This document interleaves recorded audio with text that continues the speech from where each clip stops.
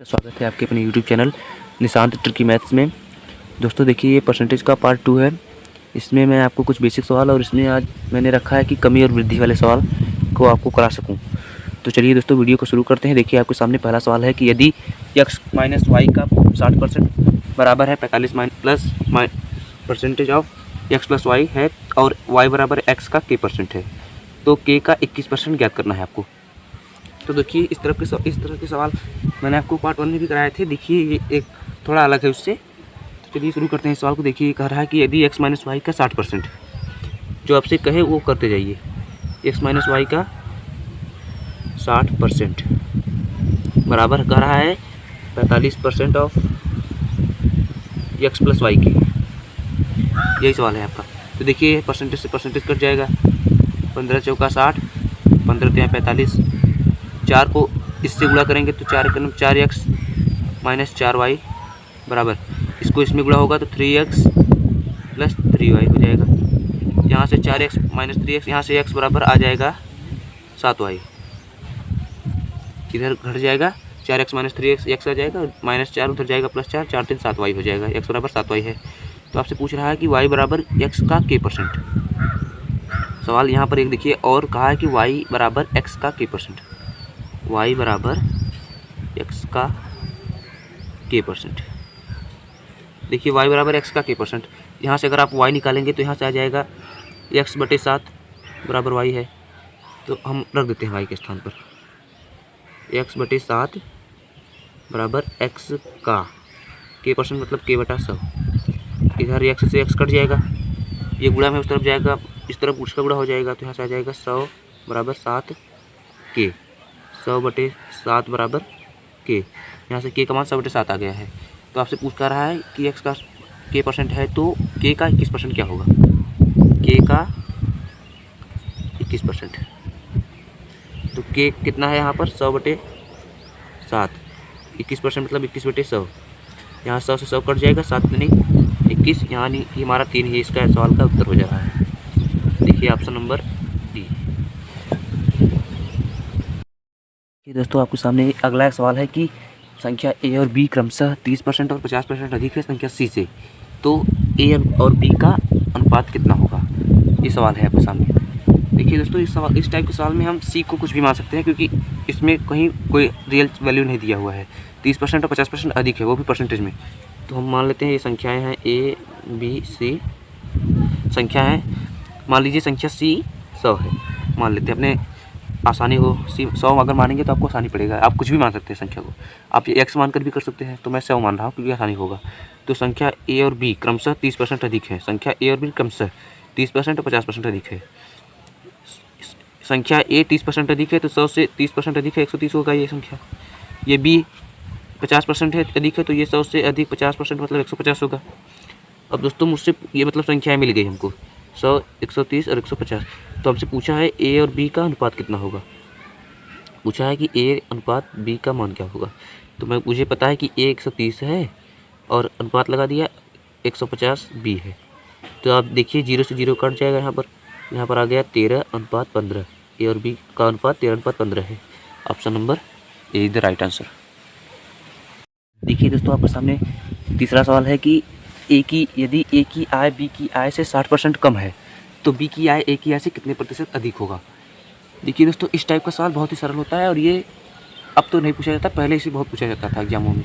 ये एग्जामों का फेवरेट होता था, लेकिन हमें आपको सब सिखाना है, हमें आपको शुरू से लेकर लास्ट तक सिखाना है। तो इसलिए मैंने इस क्वेश्चन को भी लिया है और ऐसे ही सारे क्वेश्चन को लूँगा। तो देखिए, ये क्वेश्चन पहले पूछा जाता था रेलवे में, ग्रुप डी, इस सब एग्जामों में बहुत पूछा जाता था।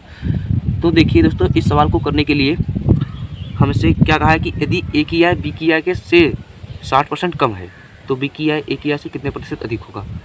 देखिए, a की आय b की आय से 60% कम है, a और b दो हैं, a की आय b की आय से 60% कम है।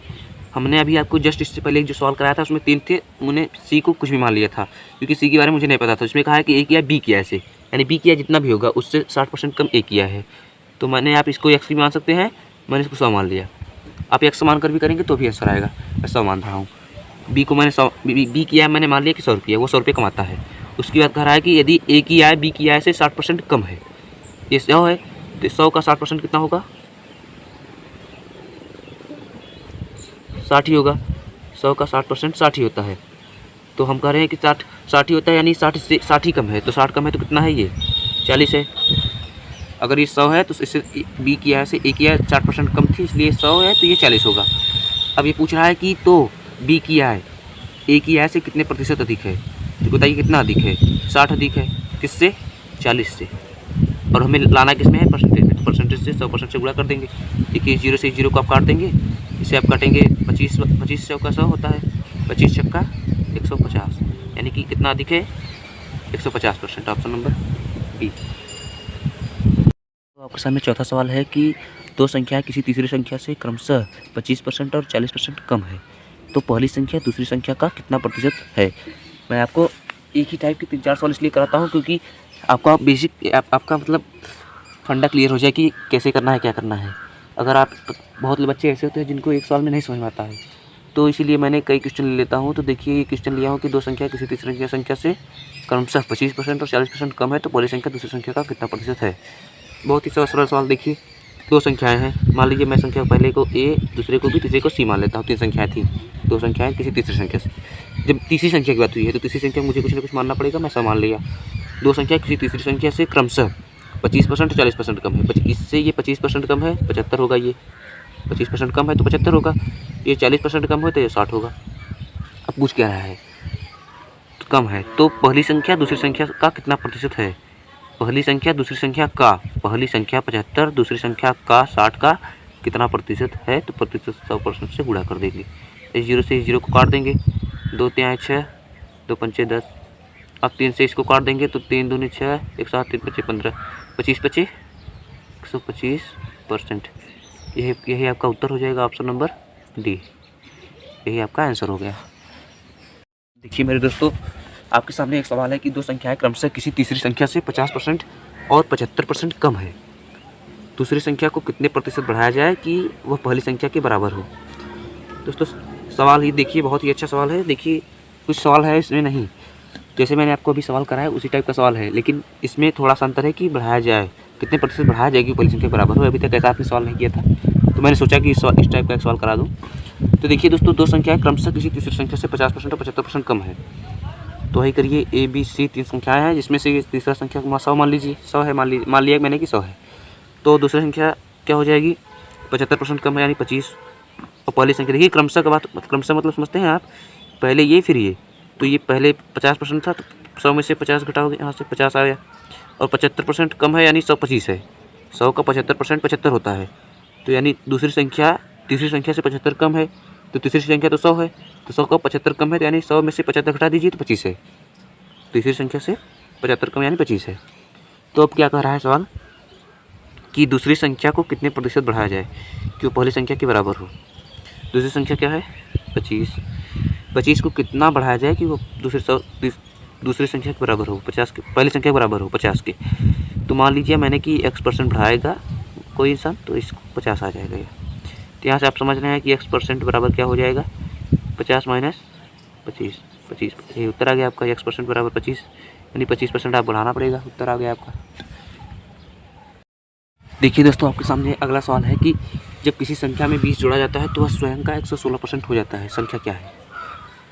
देखिए बहुत ही सरल सवाल है कि दोस्तों, देखिए मैं आपसे एक बात कहना चाहता हूँ कि अर्थमेटिक के अंदर कोई क्वेश्चन हार्ड नहीं होता, कोई भी क्वेश्चन हार्ड नहीं होता, लेकिन उसका लैंग्वेज हार्ड होता है। आपको उसको लैंग्वेज को समझना पड़ता है।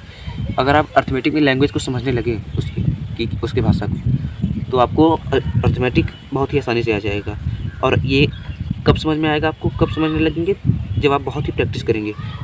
तो अर्थमेटिक में बहुत प्रैक्टिस मांगता है और आपको बहुत प्रैक्टिस करना होगा। अगर आपको सीखना है, सच में अगर गणित सीखना है, तो आपको 2 घंटे 3 घंटे लगातार इसका प्रैक्टिस करना होगा। खुद से सवाल हेरिए, खुद से सवाल लगाइए, तभी आपको गणित आएगा, आपका गणित मजबूत होगा। तो मैं उम्मीद करता हूँ आप लोग ऐसा करेंगे, मेहनत करेंगे, क्योंकि बिना मेहनत के कुछ होने वाला तो है नहीं, आप जानते ही हैं। तो देखिए चलिए सवाल देखते हैं आपका अपना कि जब किसी संख्या में 20 जोड़ा जाता है तो स्वयं का 116% हो जाता है। संख्या क्या है। देखिए मैं आपको इसके 2 तरीके बताता हूँ। पहला तरीका x मान के, भाई जो हम पहले करते थे कि माना बचपन में जैसे किया करते थे कि माना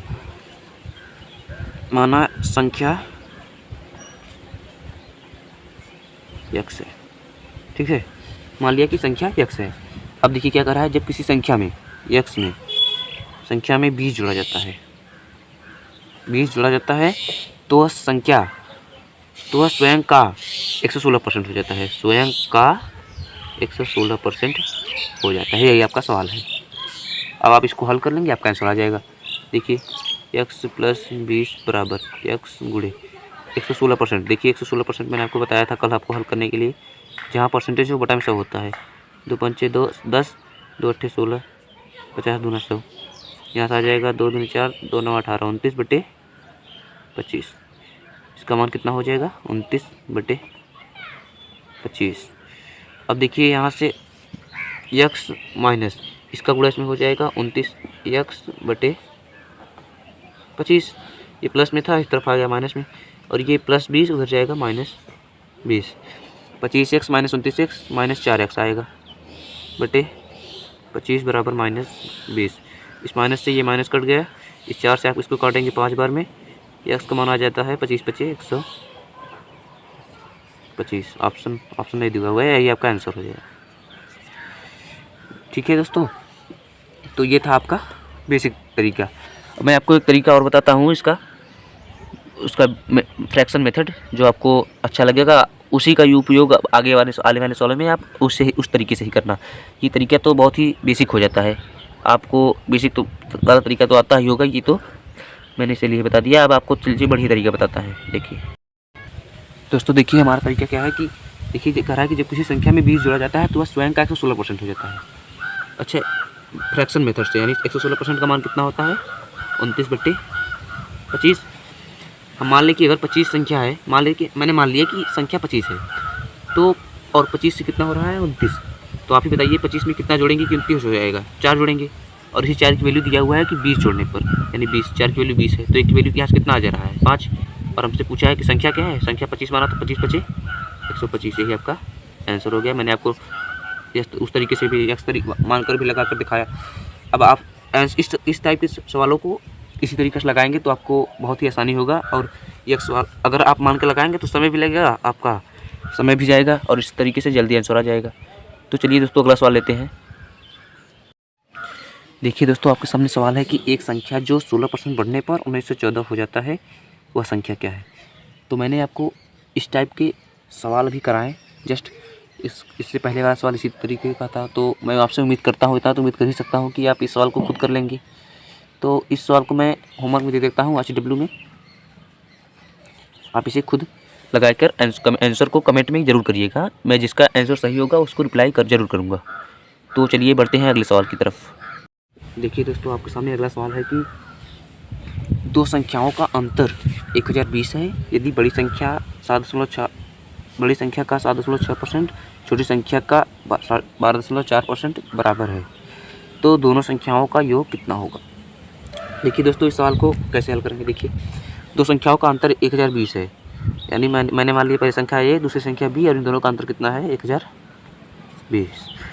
दो संख्याओं का अंतर 1020 है यदि बड़ी संख्या A, मान लिया मैंने बड़ी संख्या A है, यदि बड़ी संख्या 7.6%, बड़ी संख्या का 7.6%, यहाँ पर का छूट गया है, बड़ी संख्या का 7.6% बराबर है छोटी संख्या B, यानी छोटी संख्या यानी B के 12.4% की।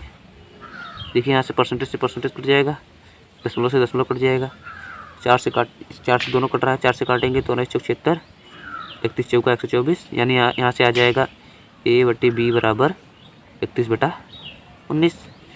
देखिए उसके बाद कह रहा है कि दोनों संख्याओं का अंतर 1020 है, तो यहाँ से अंतर कितना आ रहा है, 12, यहाँ से अंतर 12 आ रहा है, और 12 का वैल्यू कितना दिया हुआ है, 1020, यानी 12 से इसको काटेंगे तो 85 गुणे 12 तो 120 हो जाएगा, यानी यहाँ से 12 की वैल्यू 1020, तो एक की वैल्यू कितना आ गई, 85। हमसे पूछा है दोनों संख्याओं का योग, यानी इनका और इनका योग पूछा है, तो इनका योग कितना हो रहा है, 10 0 3 1 4 1 50, यानी इनका A और B का योग कितना हो रहा है, 50। और हमसे 50 तो हो रहा है अनुपात में, लेकिन हमें पता है कि A की वैल्यू 85 है, तो यहाँ 85 से गुणा करेंगे तो योग का मान पता चलेगा। 5 × 5 = 25 की 5 हासिल 2, 5 × 8 = 40, 2 42 और एक 0 और 4250। ऑप्शन नंबर B यही आपका उत्तर हो गया। तो मैं दोस्तों आपसे कह रहा हूँ कि अर्थमेटिक यही है, आप इसका अगर भाषा समझने लगे तो आपसे कोई भी सवाल छूटेगा नहीं। तो चलिए दोस्तों अगला सवाल लेते हैं, इससे और बेहतर सवाल लेते हैं कुछ।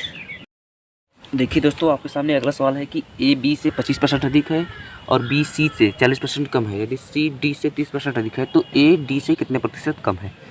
बहुत ही अच्छा सवाल है, ये एसएससी में पूछा हुआ सवाल है। देखिए दोस्तों ये एसएससी का पूछा हुआ सवाल है, पूछा था। देखिए कि ए बी से 25% अधिक है, ए बी से, बी अगर 100 है तो ए 25% अधिक है यानी 125 है।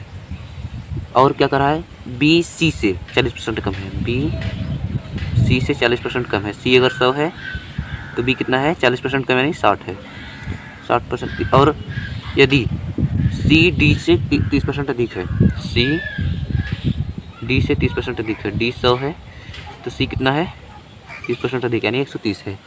तो ए डी से कितने प्रतिशत कम है। तो यहाँ पर देखिए बी यहाँ पर 100 है, यहाँ पर 60 है। पहले से आप छोड़ कर दीजिए, आपको सरल पड़ेगा। तो यहाँ से आप काटेंगे 25 25 125, 25 चौका 100, 20 3 60, 20 पंचे 100, यहाँ 0 से 0 कट जाएगा, 13/10 आ जाएगा। अब देखिए यहाँ पर देखिए बी यहाँ पर 4 है, यहाँ पर 3 है, तो आपको पहले बी जो भी बराबर हो सके उसको बराबर करना पड़ेगा। तो मैंने कहा कि भैया देखिए यहाँ पर 5 है, ये तो ठीक है, लेकिन मुझे 4 और 3, यहाँ पर 4 है यहाँ पर 3 है, 4 और 3 का अगर लसअप कर ले तो 12 होता है, यानी हम इसको भी 12 बना सकते हैं, इसको भी 12 बना सकते हैं। तो 12 बनाने के लिए हमें यहाँ पर 3 से गुणा करने पड़ेगा। तो जब हम नीचे गुणा करेंगे तो ऊपर भी गुणा करेंगे। ये भिन्न का मतलब भिन्न में यही होता है ना, आप जानते हैं अगर नीचे किसी भी संख्या से गुणा करेंगे तो भिन्न का मान बदल जाएगा, लेकिन अगर ऊपर भी कर देंगे तो इससे ये कट जाएगा, बचेगा 5/4 ही, तो इससे मान नहीं बदलेगा। तो हम अब 3/3 यानी से गुणा करेंगे तो यहाँ से आ जाएगा 5 तिहाई 15 और 4 तिहाई 12, 15/12। यहाँ से देखिए अगर हम यहाँ पर 4, अभी देखिए हमें यहाँ पर बी को सेम बनाना है, यहाँ पर 12 तो यहाँ पर 12 बनाना है, तो इसलिए हमें यहाँ 4 से गुणा करना पड़ेगा। तो 4 तिहाई 12, 5 चौक 20। लेकिन देखिए यहाँ पर देखिए दोस्तों, देखिए यहाँ पर सी यहाँ पर 20 है, यहाँ पर 13 है, अब भी बात फंस रही है, इसको भी बराबर बनाना पड़ेगा। तो दोस्तों अब यहाँ पर बी 12 है, या तो ठीक है, या तो ठीक है, लेकिन यहाँ पर सी हमारा 20 है, यहाँ पर 13 है। तो आप क्या कर सकते हैं, 20 और 13 का लसअप अगर आप लेंगे तो हम इसको 260 बना सकते हैं। यहाँ पर हम 13 से गुणा करके, देखिए दोस्तों यहाँ पर 13 से गुणा कर देते हैं।